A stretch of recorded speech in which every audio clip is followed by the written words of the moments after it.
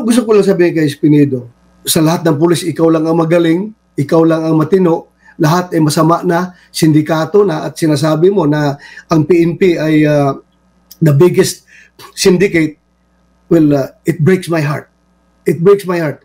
At saka sa lahat ng pulis na nagpakamatay in the name of the service of the Filipino people, na namatay sa operation, lahat ng pulis ngayon naghihirap sa kanilang trabaho, you're very unfair. You're very unfair.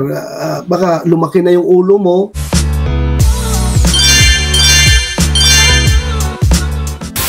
Kayo daw po ang protector nitong si Kerwin Espinosa. Nako sir, nako Ted, itataya ko yung buong buhay ko, pati pamilya ko, kung totoo yung sinasabi niya. Paano ako maging protector na ako nga ang nagpapa-implement ng war on drugs, ako nga ang CPNP, ako ang maging protector. Paano niya masasabi yan? Anong rason? Bakit niya sabihin na protector ako? Ang very clear, Ted, kung ikasama ng loob niya, ganito yun eh. Unang-una, kaya ko siya ginawang chief of police sa Albuera dahil nung nanalo si Pangulong Duterte, hindi pa siya nakaupo as president. Meron pumunta doon na mga tao galing sa Albuera. Kasama doon yung, hindi ko alam kung incumbent or former mayor de la Serna. Pumunta kay President Duterte at humingi ng tulong na, sir, sana sir, ma-address mo yung problema sa droga namin sa Albuera. So, tinawag ako ni President Duterte, pinuntahan ko siya, at nandoon itong mga tao na ito, pinakausap sa akin. Sabi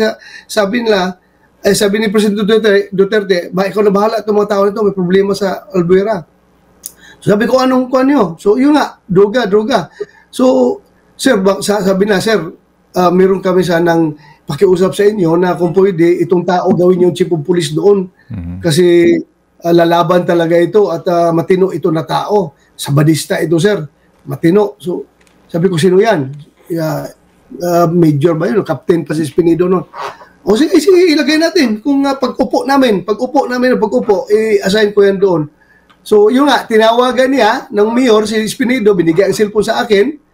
Sabi ko, Espinedo, si General Bato ito, gawin kitang chief of police sa Albuera para i-address mo yung problema sa droga doon, ha? Banggain mo yung Espinosa drug group at linisin mo yung Albuera sa droga. Sabi niya, yes sir. So, yun na, nangyari. Tapos, nung nandoon siya sa Albuera, maganda na ang performance niya. Dahil sa kanya, lumaya si Kerwin Espinosa, nagtago sa abroad, at yung ama ay pumunta sa akin sa krami, nag-surrender. So yun, nag-surrender. Sabi ko, bumalik ka doon sa, harapin mo yung kaso mo, bumalik ka doon sa Albuera. Ngayon, Espinedo, ganamit na may intelligence, na monitor, na doon may mga OFW na tumulong sa atin na malocate si Kerwin Espinosa sa Dubai. Nagdala ako ng tao doon para makipag-coordinate na sa police doon sa Dubai na dadalhin si Kerwin dito pabalik. So pagbalik dito, alam nga naman, ang kinasama daw ng loob niya is hindi turn over sa kanya. I-turn over sa'yo na hindi mo man ito operation ng EIDG at CIDG na kunin siya doon sa abroad. So automatic, dito siya sa krami, imbestigahan siya ng EIDG at saka ng CIDG. So, yun ang nangyayari, sumama ang loob niya. At yun nga, if you can remember, nung isang hearing isa pa to sa kinasama ng loob niya, isang hearing ni Senator De Lima noon na napaiyak pa ako doon sa hearing dahil sinabi ni Kerwin Espinosa na pati daw si Espinedo ay humihingi sa kanya ng pera. Yun, sinusuportahan doon niya. Kaya sabi ko, si Espinedo na nga lang katiwalaan ko dyan sa pera, tapos yung pala, tumatanggap rin pala ng pera, kaya napaiyak ako doon sa hearing, kasama ng loob ko. But ito, Ted, pagkatapos ng hearing ko, pinuntahan ko si Kerwin Espinosa doon sa EIDG headquarters. Kinaro ko talaga, totoo ba talaga yung sinabi mo kanina na sa hearing na si Espinedo tumatanggap ng pera? Ang sabi naman ni Kerwin Espinosa, sir, pasensya na sir, nasabi ko lang yon dahil masama ang loob ko dahil namatay yung tatay ko. If you can remember, yung tatay niya, sa kulungan. Kulungan, namatay, ni-raid ng CIDG. So, ang sabi niya, nasabi ko lang yun sir, pero ang sa totoo lang siya, sa Espinido, hindi yan tumatanggap. Yan siya, pag tinix ko yan siya, sir, may kailangan ka ba? Suportahan kita, anong mga kailangan mo dyan? Padala kita ng pera. So masagot daw si Espinido ng mga Bible verses. Bible verses na sagot ni Espinido. So sabi ko, hindi pala talagang totoong tumatanggap si Espinido ng pera. So yun, nagsimula na yung sama ng loob niya. Tapos ngayon, ito na yung problema sa since successful siya dito sa pagbangga niya sa Albuera. Albuera. Ngayon, pumunta naman sa opisina ko ito si dating congressman Waminal, ngayon gobernador na ng Misamis Occidental, kasama yung mga mayor niya. If you can remember, isang mayor doon kasama niya, if I can remember, si David Navarro, yung mayor na na pinatay doon sa Cebu. May mayor Navarro na napatay doon sa Cebu. Kasama niya, lahat silang, maraming mayor ng MISOC pumunta sa akin. Nakiusap, sir, baka pwede yung ginawa niyo sa Albuera na nalinis, baka pwedeng gawin rin to sa Kwan, sir, kasi grabe ng problema namin dito sa MISOC. Malakas talagang droga dito at yung si Mayor Paruhinog mismo ang drug lord. So sabi ko, sige, anong gusto niyo? Hindi ko na makuha yung specific na pag-usapan namin, ha, para kung sila ba request na si Espinido dalhin doon sa ano yung city dyan? Sa Osamis City. Sa Osamis City. Ako sabi na, sige, dalhin ko si Espinido dyan para masolve yung problema niyo. Padala ko dyan. So tuwang-tuwa sila. Sila si Congressman Waminal. Ngayon, gobernador na. Pagdating ni Espinido doon, yun, nag-operate ang sa IDG doon sa siyang chief of police area, kasama siya sa operation. Yung yung problema sa droga doon at sumikat si Espinido doon ng gusto. So, isa pang kisinama ng loob niya nang nandoon siya. Wala na ako, retired ako as chief PNP noon, pumunta na ako sa Bucor. Tapos nung nasa Bucor na ako, nagreklamo yan siya na bakit daw siya i-relieve sa Osamis doon sa city. After sa ginawa niya accomplishment, bakit siya tanggalin? Tinawagan ko si Chief NP Oscar Albialde. Sabi ko, Bok, bakit nyo i-relieve si Espinido? Kasi tumawag sa akin, nagpatulong, bakit daw siya i-relieve na maganda naman performance niya doon.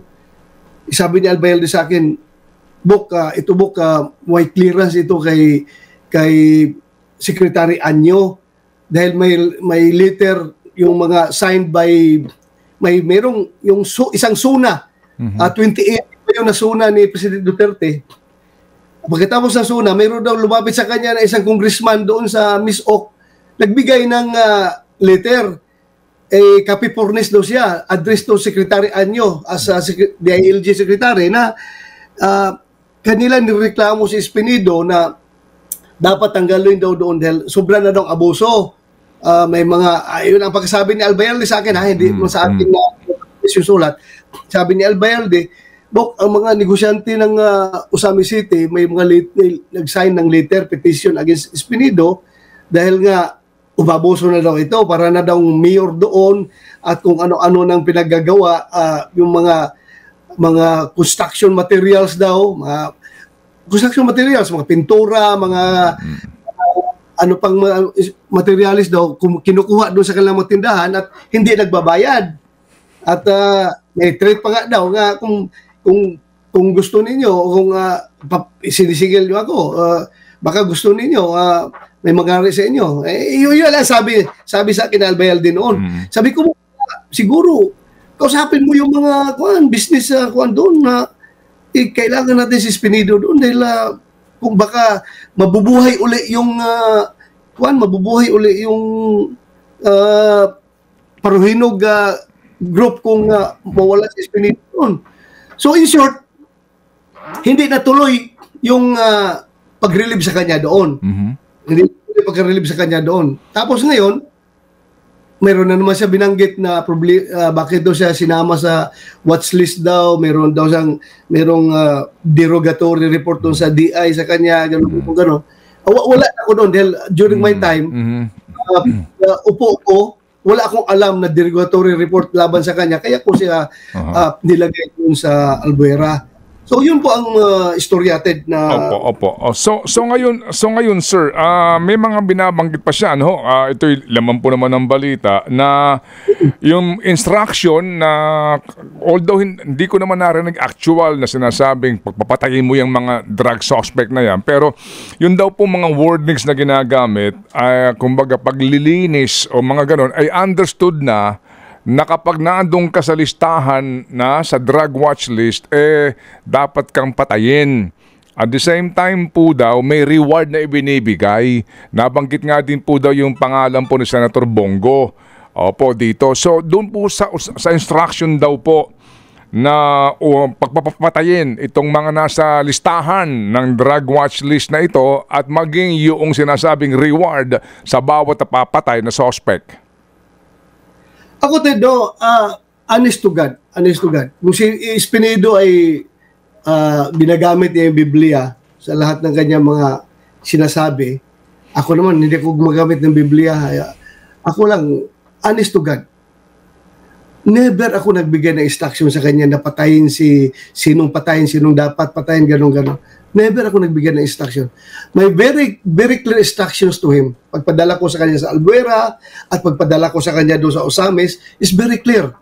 Banggain mo, punta ka doon sa Albuera, banggain mo ang Espinosa Drug Syndicate at linisin mo yung Albuera sa droga. Wala akong specific instruction na patayin si ganito, ganon.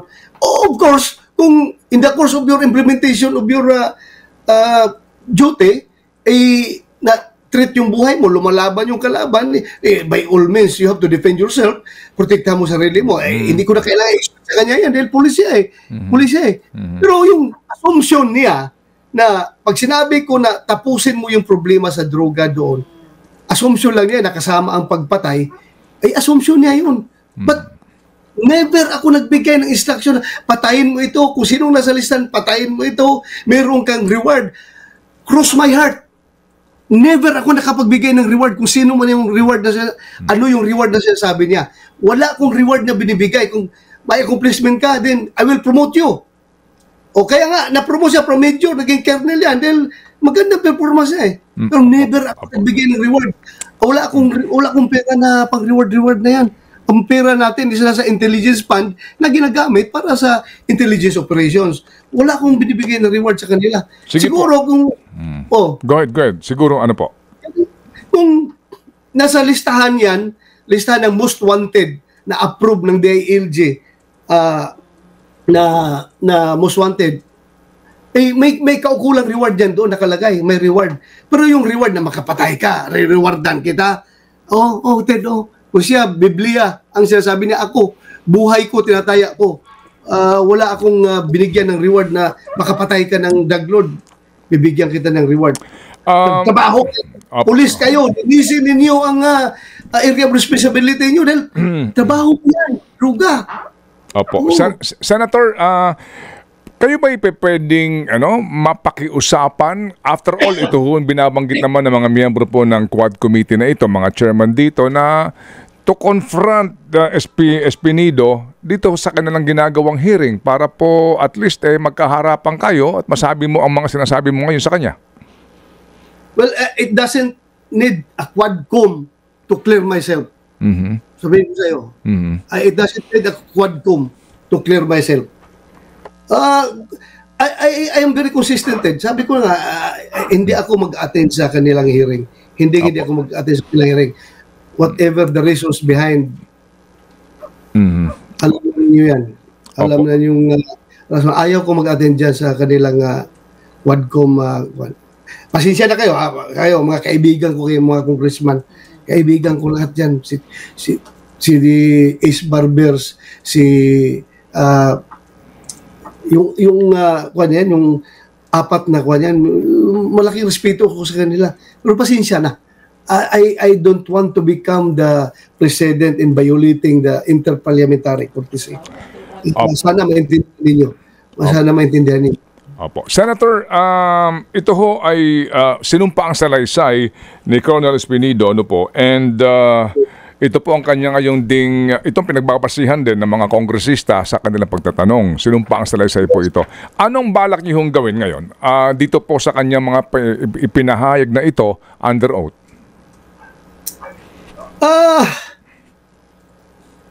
Pag-aralan pa namin yan. Hindi man ako magpapile kagad ng kaso. I can clear myself. God knows what I am doing. Hindi na kailangan magpapile ng kaso kung ano-ano dyan. Pag-aralan ko lang din, titingnan ko. I'm honest. Wala akong binigay na instruction sa kanya na pumatay ka ng pumatay. Dapat ang succeeding question doon sa tanong sa kanya, after nung assumption mo, if you assume na may order na gano'n na patayin, kasi sabi niya, kasama daw ang pagpatay doon sa assumption niya, ina-assume niya meron ka bang pinatay dahil doon sa assumption mo na yon. So kung may pinatay ka, may problema ka. Pulis ka, tapos papatay ka ng tao in cold blood, ay may problema ka kung gano'n ka na pulis. Basta ako as commander, gusto lang ipitin as the chief PNP kasi gusto lang ikunik kay President Duterte itong lahat ng problema. I am open. Wow. Wala ako tinatago. Ever since day one of my becoming the chief PNP, transparent po ako. Kahit sinong media dyan magtanong sa akin, sinasagot ko. Wala akong tinatago din. Opo. Senator, sir, ano ho bang naisip yung dahilan dito po sa paglantad ngayon ni Colonel Espinido? May mga tao na nag-recruit sa kanila, na gumawa ng mga statement na ganito, mag-affidavit ng ganito, ganon. Alam naman natin yan. Hindi nilalantad yan kung walang mag-recruit yan, walang mag-imbita sa kanya. Hindi ba pupunta dyan? At saka, ito lang rin ang nahalata ko na yung kanyang affidavit ay tila talaga may concerted effort, no, na talagang ikunik lahat ng dots. Dahil ako, Espinido, kahit na magharapan tayo, during 2016, nung ilagay kita dyan, hindi pa sikat yung pangalan ng Pogo. Wala pang Pogo noon, hindi pa sikat yan. Ngayon lang yan pumutok yung Pogo-Pogo na yan, itong lately lang. At bakit nasa affidavit, hindi ko alam kung nasa affidavit, basta bakit nabanggit doon na pilit kinukunik na yun daw mga reward money na binibigay daw sa pag may napatay, Pogo money daw. Dahil gusto talaga nila i-connect yung Pogo, problema ng Pogo, problema ng drugs, problema ng EJK, parang concerted effort to pin down President Duterte. Wala mang Pogo nung panahon na yun. Bakit mo idadamay ang Pogo dyan sa kung mayroong mag-reward kayo na binibigay sa inyo? Wala. At saka ako, honest to God, never ako nagbigay ng reward money. Kung meron kayo, please.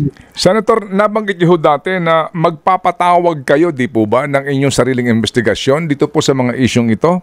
At pati ho yung mga humarap doon, pati yung mga convict, na naandun nga at pinapatestigo laban sa dating Pangulo ay patatawag niyo. Ano po nangyari sa inyong plano na yon? Wala. Yung aking resolution, hindi pa ni-refer sa committee ko, nasa committee on rules. Hintayin na-refer sa akin. Pag na-refer sa akin yun, then I will do my own investigation because the people deserves to know the truth, Ted. Kailangan malaman ng tao yung katotohanan. Yun lang ang habol ko naman. The people deserves to know the truth. Ito kay Espinido, kung isasama ko ito doon sa investigation na gagawin ko, para bang nakakahiya na sa taong bayan na parang sabihin na lang na gagamitin ko yung official na committee ko para to defend myself. Although gusto ko malaman ang katotohanan, Ted, ilabas natin yung katotohanan through that hearing na gagawin ko na wala sabihin na, ginamit mo lang yan pang depensa sa sarili mo. Nakakahiya mahiya ako. Pero, push to the wall, kailangan talaga malaman ng taong bayan kung ano ang totoong nangyayari. I will invite him. Senator, ano po ang inyong kaisipan ngayon pa lang, kung mamarapatin nyo, na ang posibilidad na baka kunin pong testigo sa ICC case itong si Espinido laban sa inyo? Yun naman talaga ang game plan dyan. Yun naman talagang game plan dyan. Yun naman talagang game plan na yung malalabas na hearing dyan sa hearing na yan ay magagamit nila sa ICC. Pasensya na sa mga chairman ng committee. I see the design. Iniisip ko lang. Kasi from the very start, nakita ko na itong si General Karamat nire-recruit nila ni Speaker Martin Romualdez na mag-testify laban sa amin President Duterte sa ICC. Umayaw ito si Karamat. Inopera pa ito na gawin siyang chief PNP kung bumaligtad siya. Hindi nga siya bumaligtad. Ngayon, tinanggal pa siya as sa ADG director dahil nga hindi siya nag-cooperate doon sa gusto mangyari nung pinakiusap sa kanya nila ni Speaker Romualdez, ni Trillanes at ni Saldico, Congressman Saldico at si General De Leon. Hindi siya bumaligtad, tinanggal pa siya sa ADG. So, nakikita ko na yung takbo nito. Pasensya na sa mga chairman ng Quad Committee. Alam ko, gusto niyo ang objective niyo dyan is to establish something, to establish kung anong gusto niyo ma-establish. Pero nakikita ko na yung grand design na sino namang nasa likuran nitong apat na Quad Committee, kundi yung Speaker of the House. So, pwedeng gamitin nila yan. Yung lumabas dyan ngayon ng Quad Committee, gagamitin doon sa ICC, which nirespeto ko. Sige, gawin nyo yan, gawin nyo. Opo, sige po. Senator, thank you so much for your time this morning. Few seconds lang po, kung sakasakali, ano po ang inyong mensahe kung nakikinig man ngayon o chance po na mapakinggan niya itong mensaheng ito kay sa inyo pong actually protege niyo po ito panahon po ninyo. Sabi nga niyo sumikat ito nung panahon po ninyo sa ngayon po Police Colonel Jovi Espinido. Gusto ko lang sabihin kay Espinido, Espinido, kung may respeto ka pa rin sa akin, sana I am giving you the warning. Kung nagkaka-develop ka na ng narcissistic syndrome na baka akala mo sa lahat ng pulis ikaw lang ang magaling, ikaw lang ang matino, lahat ay masama na, sindikato na, at sinasabi mo na ang PNP ay the biggest syndicate, well, it breaks my heart. It breaks my heart. At saka sa lahat ng pulis na nagpakamatay in the name of the service of the Filipino people, na namatay sa operation, lahat ng pulis ngayon naghihirap sa kanilang trabaho, you're very unfair. You're very unfair. Baka lumaki na yung ulo mo na porque sumikat ka, gusto mo ikaw lang palaging sikat, ang lahat ng pulis masama na. I'm giving you this advice na please, magmuni-muni ka rin. Wag kang magkaka-develop dapat na narcissistic attitude, narcissistic syndrome. Masama yan. Hindi maganda para sa iyo yan, personally. Masisira ka rin dyan. Yun lang advice ko sa kanya. Please, wag mong idama yung buong PNP. Kung meron kang galit sa PNP leadership o kung sino mang galit ka dahil nga yung mga reklamo against sa'yo, kung galit ka, i-direct mo lang yung galit doon sa kanila. Huwag mong buuhin lahat mo yung PNP na pinakamalaking sindikato. That's unfair, that's uncalled for, that's very... my heart bleeds for everybody na nadamay doon sa statement na yan. Okay, sige po. Senator Bato, salamat na marami sa inyo pong panahon para po naman bigyan po ng pagkakataon ng inyong panig na mapakinggan po ng bayan sa isyong ito. Salamat, sir. Salamat, Ted, for this opportunity. From the bottom of my heart, thank you for accommodating me at binigyan mo ko ng chance na makapag-explain. Thank you, Ted. Thank you. Salamat po na marami. Senador,